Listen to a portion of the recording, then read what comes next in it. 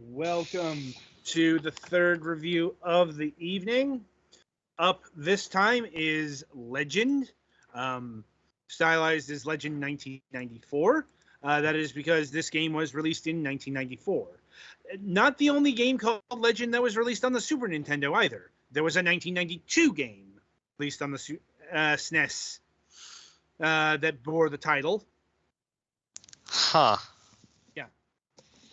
Legend is a pretty generic title. Extremely. Yeah.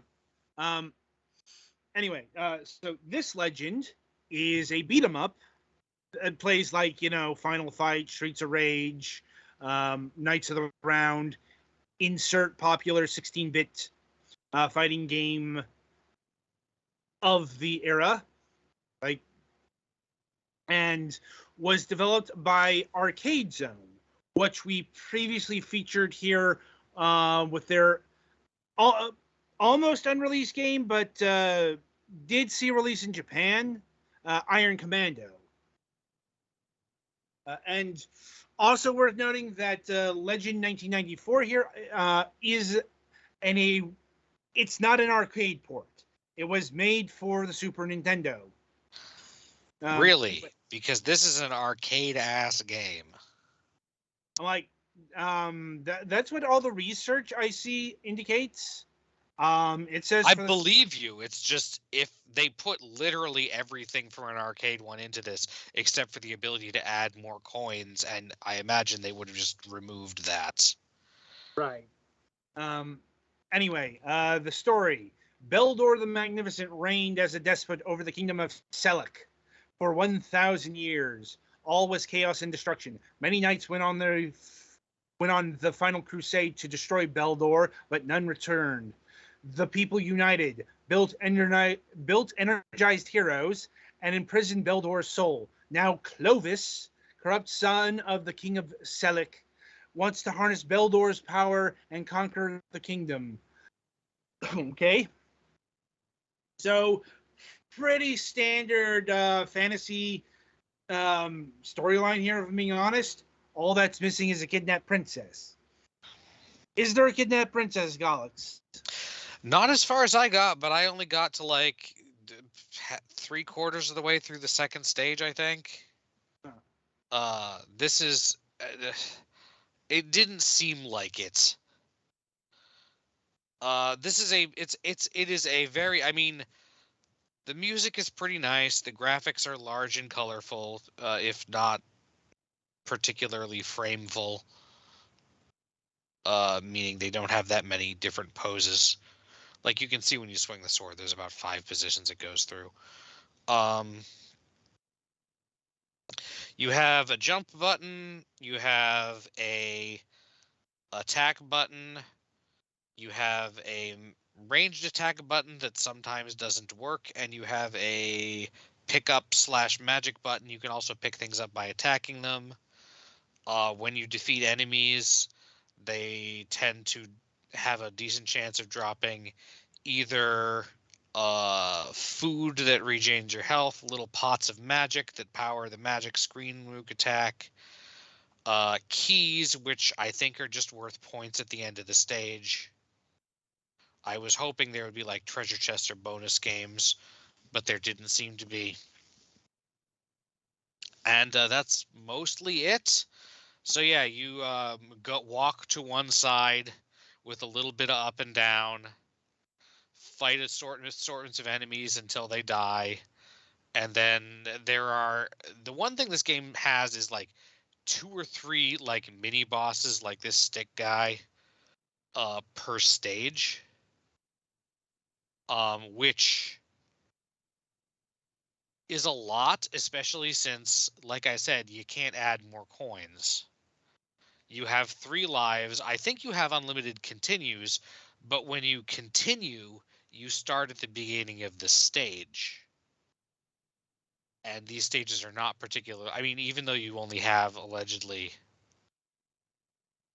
Oh, the timer is minutes or something, isn't it? I thought it seemed anyway. So yeah, the stages are kind of long, and they do have good enough variety in scenery, but there's not really much in the way of like checkpoints. Also, it takes 2 magic jars to do the screen nuke attack. You can dive kick, of course, because this is a beat 'em up, and that's the only way to make your character move across the screen particularly quickly. That's another thing I know in this game, which I know it's part of the Super Nintendo's thing, is that often games were a little bit slower for reasons, but it was a little bit annoying at times.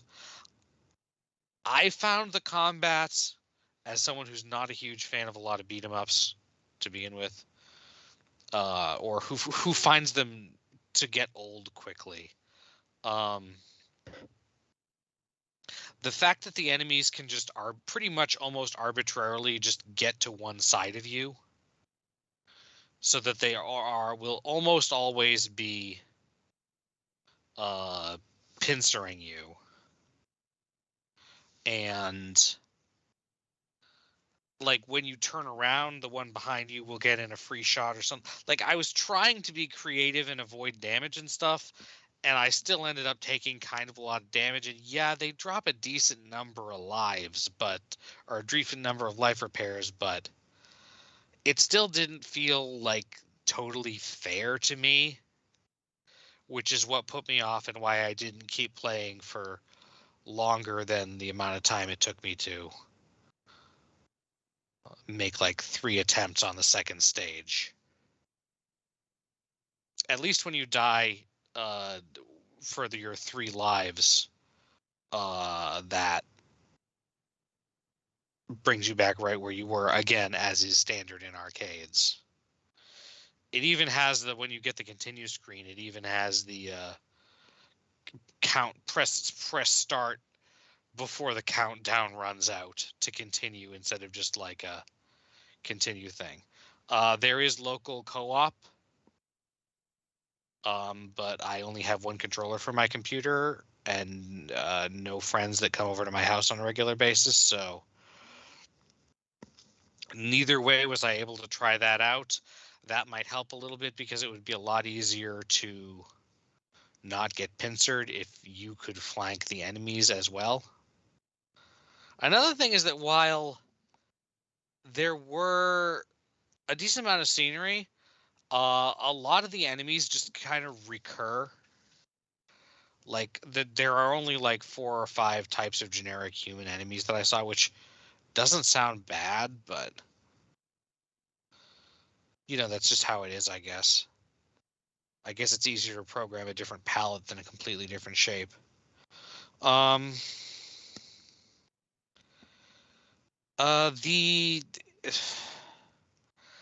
The art style is kind of cartoony, which isn't bad, but it's not my favorite art style for like fantasy adventure stuff. Reminds me a lot of Golden Axe.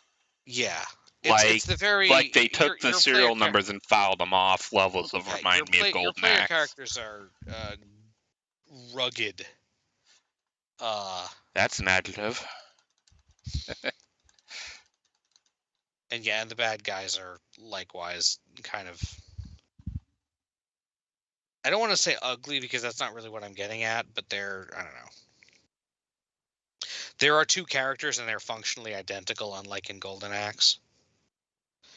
And I think the game would have benefited from having like a faster character option, or one that can actively block, which I never figured out how to do. And again, I used pretty much all the buttons there were, unless the shoulder buttons do that. I think I tried that. Shoulder buttons block. See, that occurred to me just now as I was saying it, so of course I'm right and sound like an idiot. I mean, block is crap, but... Well, this guy's a mini-boss. I don't think I ever made it past this guy without losing a life. It's just that one time that was the only life I lost before I got to the tree where I lost another life. Because the tree, just in order to get within hitting range of it, you have to be within range of it grabbing you back, basically.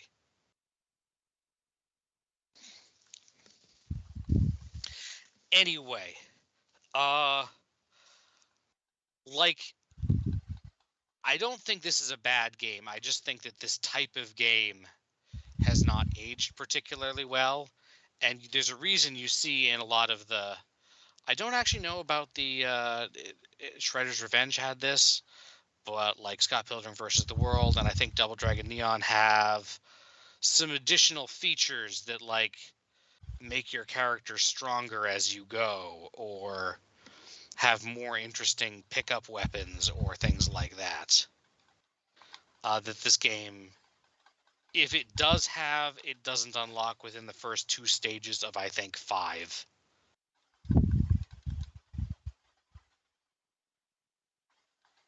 Which is a little bit late, you know? Mm-hmm. And it's not like you can replay stages off a map. You just progress linearly through the game. And I feel like with the way that games have evolved, that's getting pretty close to obligatory for this kind of game. You notice when you find the enemies that their health bar is already like half down, and I think that's because you're playing on normal or easy mode. There is a hard mode. I wonder what happens on the hard mode. I assume they have more hit points and possibly do more damage. Do you guys have any questions? Not really. Like, this is an interesting look into the Super Nintendo era where certain things hadn't really been developed yet in terms of making this kind of game. Like, you'd think like the NES era was where there was really the thing of like, well, of course you need to make it so that the character dies and has to start over, because otherwise what would keep them from maxing out their score, and they'll just run out of time because the game isn't that long, which I kind of get, but I'm not sure I quite agree with that assessment. At least not Super Nintendo era. Yeah, Super Nintendo era is a little late for that. It's when they were definitely starting to know that not doing that was possible. No, and this game is from 1994. We're talking late stage Super Nintendo at that. So the brawler genre not only was at its apex, like arguably in '94, it had peaked. So then again, now that I'm thinking about it, stuff like River City Ransom came out before this, so yeah, that came out in 1990. They did make this a lot prettier than that, but like, yeah, it's a Super Nintendo game. Anyway, so yeah, it's not a simple game, but it's a very arcadey game, as you'd expect from a brawler. Yeah. Also, it does this thing, which I'm pretty sure. Sorry, I forgot. I should have said epilepsy fucking warning. Yep. The end stage score screen. Oh, yeah, and there is this bonus game, but I don't think getting keys has any effect on it. It's just pick up things for points. I assume if you get enough gold, you get an extra life at some point, but it's somewhere in the at least tens of thousands, which I never got to. Also, use that mode 7. Jesus. There is a lot of mode 7, which, I mean, it's kind of cool, but also definitely kind of like, look at what we can do rather than having a whole lot of substance. I don't know, that's about where I'm at. Do you guys have any further questions? Not really. I think I'm good. What's the price damage? Also, these birds are super friggin' annoying. I think they're supposed to be bats, but... no, they're definitely birds. But they make up for it by almost always dropping life ups. And they usually have... I usually encounter them, like, pretty early in a stage or after a boss. So I think the intent is that they're, like, health refill drops that have a little bit of a skill challenge on them. I think so. And of course they're annoying. They're video game birds / bats. Yeah, at least they don't give you huge knockback. So yeah, Dan, price wise, $6.99. maybe. Probably cheaper than trying to find the original game cart. Well, definitely, yeah. Again, I don't think this is bad, but I don't also think that it would be a game that I would play for a very long time. See, if we didn't already have stuff like Golden Axe already ported to PC much better for like what, $1, Yeah. then this would be fine. But like, we have Golden Axe, Final Fight, literally all of the best side-scrolling beat 'em ups are on Steam for many of them less than $5. That's pretty much my feeling is that like on its own maybe that's not, but there are definitely better experiences and deals. Mm-hmm. Also, I think I ran out of ranged attack on mine and couldn't figure out why. It uses health. Health? Yes, it uses some of your health to do a ranged attack. Okay. Welcome to side-scrolling beat 'em ups. Yeah, that's like that. That means it's your special attack. Mm-hmm. Okay.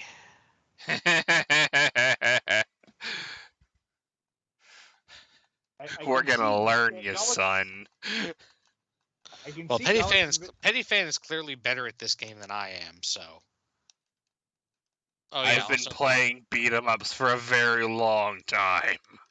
I played them a little when I was kids, like the Simpson one at the arcade and the place I went on vacation, but I'm quite the veteran of brawlers myself.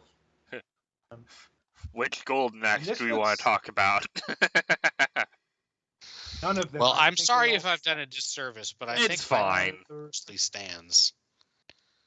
Like, it's not bad, but it's not. There are definitely much more intricate and interesting ones that have more replay value. Mm-hmm. But if you want to smack guys with a decently drawn, a well-sprited and reasonably animated sword. Also, Mode 7 graphics. Yes. All right. Anything else? I think I'm good. All right, then. So that'll about do it on 1994's Legend.